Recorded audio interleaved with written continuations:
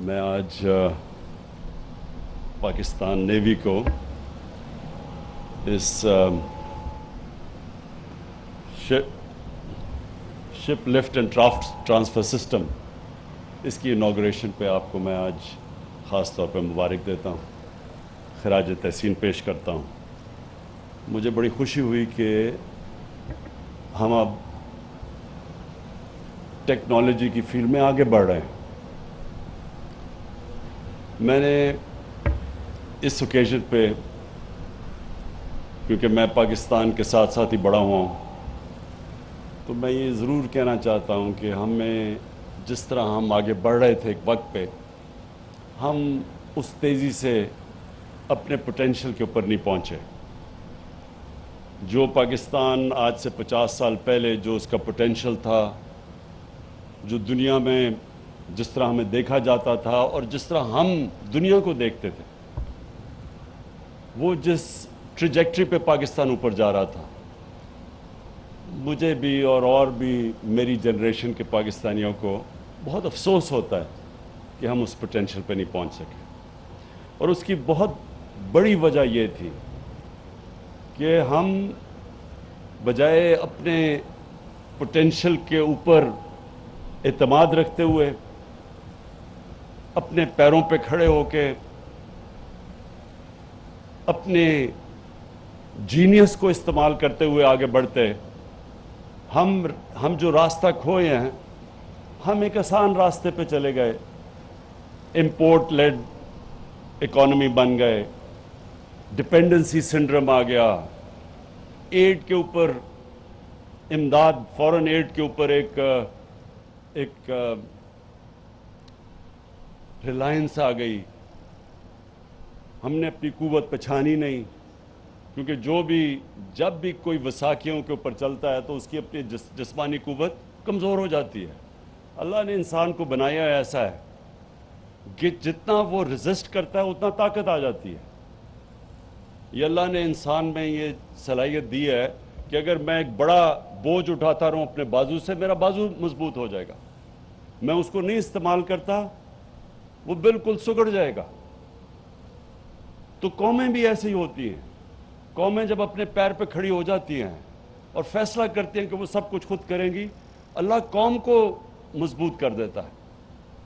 میں مدینہ کی ریاست کی اس لیے لوگوں کو مثال دیتا ہوں کہ وہ دنیا کی تاریخ میں ایک ایسا ماڈل تھا جس ماڈل کے اوپر وہ لوگ جن کی حیثیت ہی کوئی نہیں تھی، عربوں کی حیثیت ہی کوئی نہیں تھی دنیا میں، کیونکہ 2 سپر پاورز تھی۔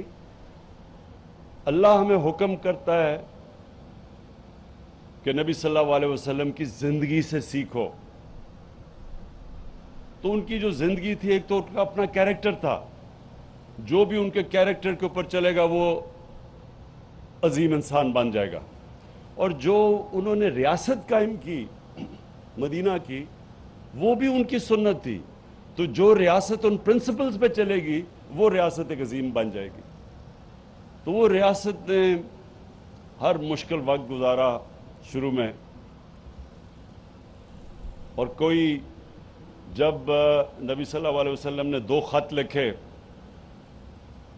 ایک بیزنٹائن ایمپرر سیزر کو اور دوسرا پرشین ایمپرر کو، 6028 اور 6029 میں، تو انہوں نے امداد نہیں مانگی ان سے۔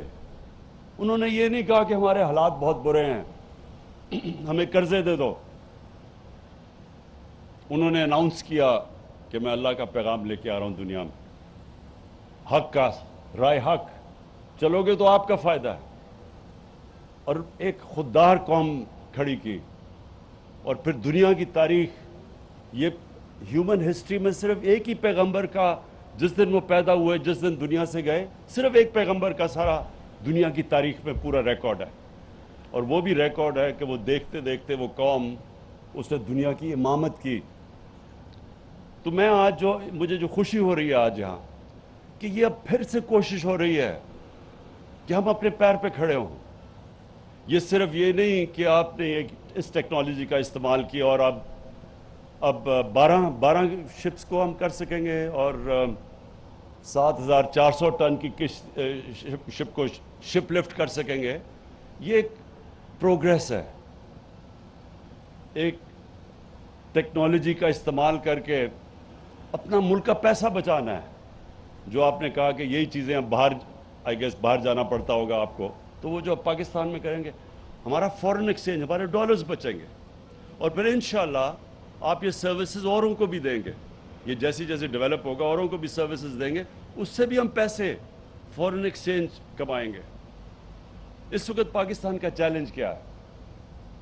پاکستان ایک تو صحیح راستے پہ لگ گیا, اللہ کا کرم ہے کہ ہمارا جو اتنا بڑا خسارہ تھا کرنٹ اکاؤنٹ, جس کا مطلب کہ ڈالر جو پاکستان میں آ رہے تھے وہ کم تھے اور جو ہمارے ملک سے باہر جا رہے تھے وہ زیادہ تھے, ریکارڈ خسارہ تھا, تو وہ تو کم سے کم پہنچ گیا. لیکن آگے چیلنج یہ ہے کہ جیسے جیسے ہماری اکانومی اب تیزی سے آگے بڑھ رہی ہے تو وہ پریشر پڑنا شروع ہو گیا ہمارے کرنٹ اکاؤنٹ پہ. یعنی ڈالر ملک سے زیادہ باہر جا رہے ہیں بنسبت جو ملک کے اندر آ رہے ہیں. تو یہ جو آج آپ نے جو کیا, اور انشاءاللہ یہ سروسز آپ بیچیں گے آگے, تو انشاءاللہ اس سے بھی ہم ڈالرز کمائیں گے. اور ہم نے اب ہر وہ چیز کرنی ہے جو اپنی ایکسپورٹس کو ہم نے پروموٹ کرنا ہے, اوورسیز پاکستانیز کو انکریج کرنا ہے کہ وہ ریمیٹنسز بینکنگ چینل سے بھیجیں, پیسہ بھیجیں جیسے ڈالرز پاکستان میں آئیں. فورن انویسٹمنٹ کو ٹریک کرنا ہے ہم نے, تاکہ ملک میں باہر سے انویسٹمنٹ ہو اور پیسہ باہر سے آئے اندر. اور پھر منی لانڈرنگ روکنی ہے, جو ہم پوری کوشش کر رہے ہیں. اب منی لانڈرنگ روکنے کا مطلب کہ اس ملک سے ڈالرز غیر قانونی طور پہ ملک سے باہر نہ جائیں, جس کو منی لانڈرنگ کہتے ہیں.